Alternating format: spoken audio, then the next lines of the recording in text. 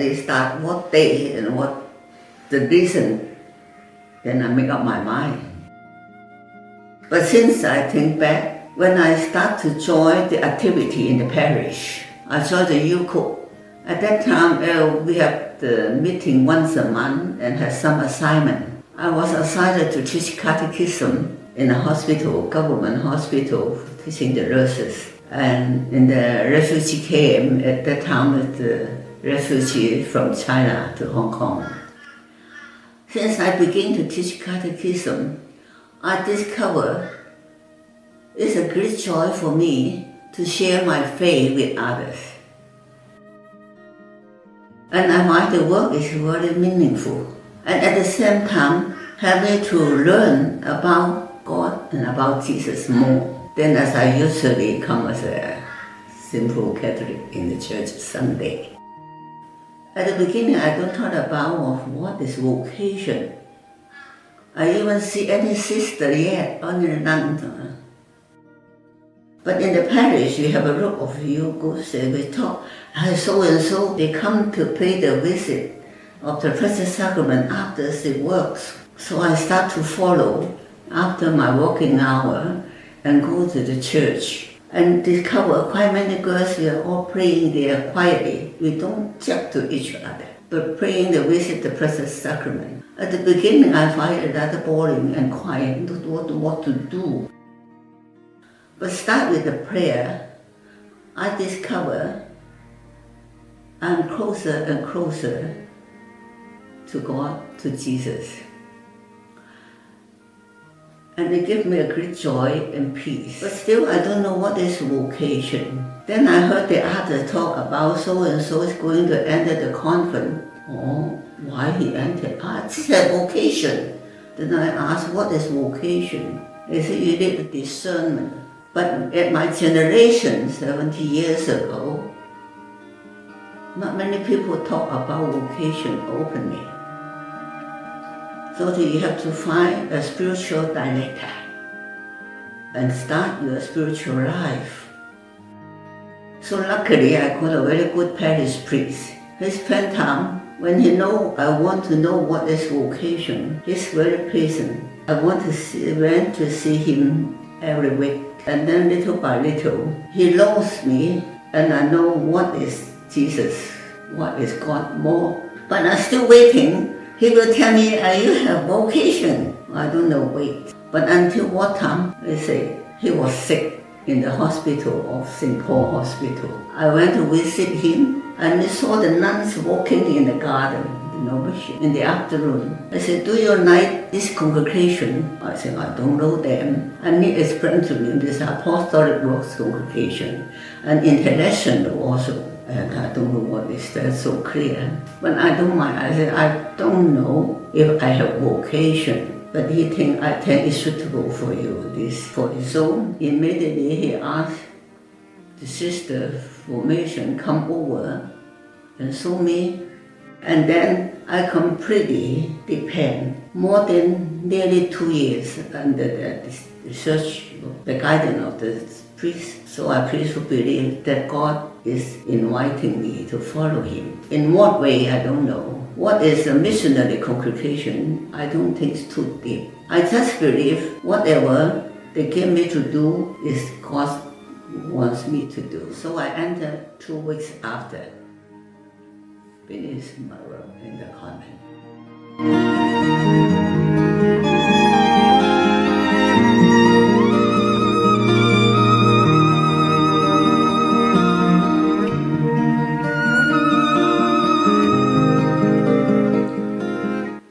When I was young, I always dreamt of a happy marriage life, to love and to be loved. When I was in grade 8, I came into contact with the Franciscan sisters and the Sisters of St. Paul. Since then, I was attracted to the exposition of the Blessed Sacrament. It was so calm and serene sitting there in the chapel. It opened up another possibility for me.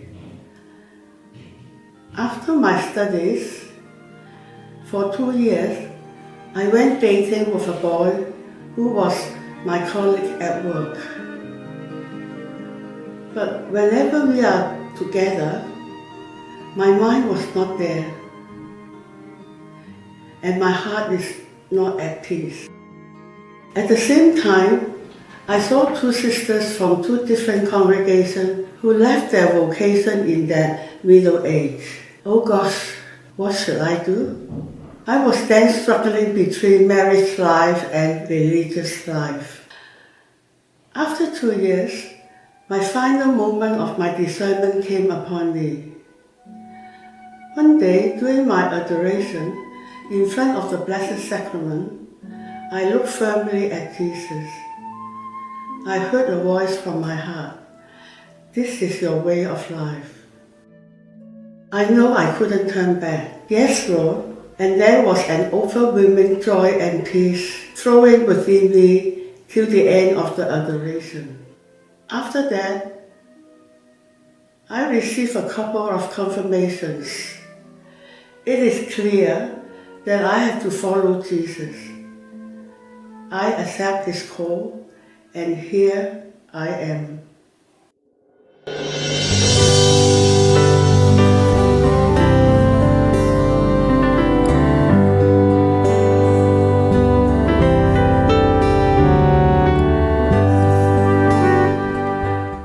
For me, the best event is my first profession, making my first vows of chastity, poverty, and obedience. Actually, my father did not approve my entry into the religious life. He was so sad about this. I remember the first time when he came to visit me in the novitiate, he cried out in front of Sister Miriam, who was my mother mistress at that time. 5 years after, on the day of my profession, he smiled, and he even participated in the offertory of bread and wine, symbolizing he finally offered his daughter to the Lord.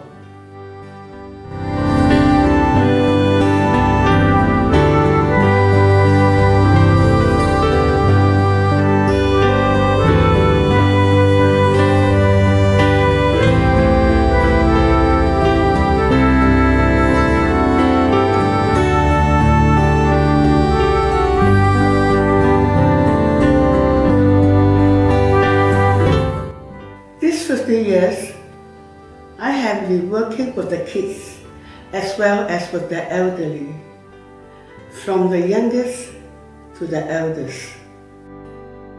In Hong Kong, I have been teaching in the kindy and then in the primary for 10 years, and then headmistress of the kindy for 8 years, then 27 years in the aged care sector in Australia.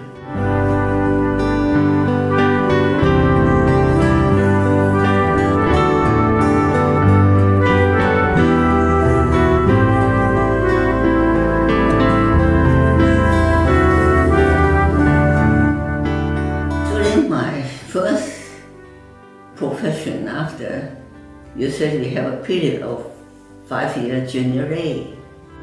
But during this time, I have all sorts of assignment, like a replacement of different sisters, orphanage, hospital, school, in a small community, anywhere I go. But after a few months, the sisters come back. I don't know why he doesn't. And then I have been almost many departments. But after my final profession, I was assigned in the orphanage for 1 year. After 1 year in the orphanage, I went assigned to the hospital, but I'm not a nurse. Impossible to learn to be a nurse. So I work in the office in the morning and do the apostolic work in the afternoon. 6 or 7 years after, I have 2 years rest, I was sick. And then I have been assigned to the formation center. And then I assigned as a little superior in the convent. And then I started administration. And then finally I was assigned as a missionary to Australia. When I was assigned to them, deeply in my heart, I don't think I'm a missionary. So I think that's a kind of assignment as they usually assign you to do any work. For me, because I was baptized with St. Therese, little flower, is a missionary. But her spirit is anywhere you do, is a missionary. Anywhere you are, you can bring the good news to others. So I always regard my assignment as my mission. Oh, thank God, we are lucky. We are most welcome here by the sister. So we don't have all the hardship like the other underdeveloped country. They're suffering the lacking of poverty, and the religion is not no freedom, and then all this difficulty. In Australia, thank God, we are quite smooth. People are helping us, and we hardly say it's difficult. But maybe what is difficult, of course, I miss my own land, my family, my own sister.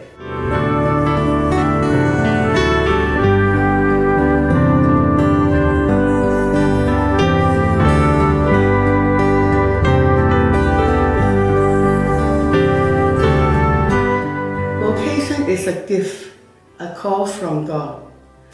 God has called each one of us personally, individually, and He gives us the grace for whatever vocation He has destined us. We on our part is to find out what we are made for.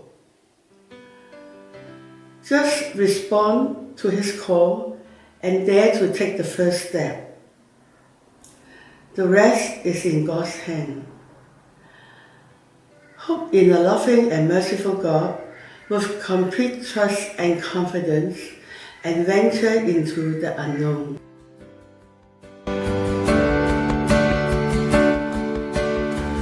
I hope they should learn about more God, more Jesus. Then you know how to make a choice. What is good, what is more meaningful, what is more valuable, what is more really you can help people and help God's name all over the world to be praised. Have the courage to follow. Jesus is always faithful, and I experience a lot of blessing that I don't expect.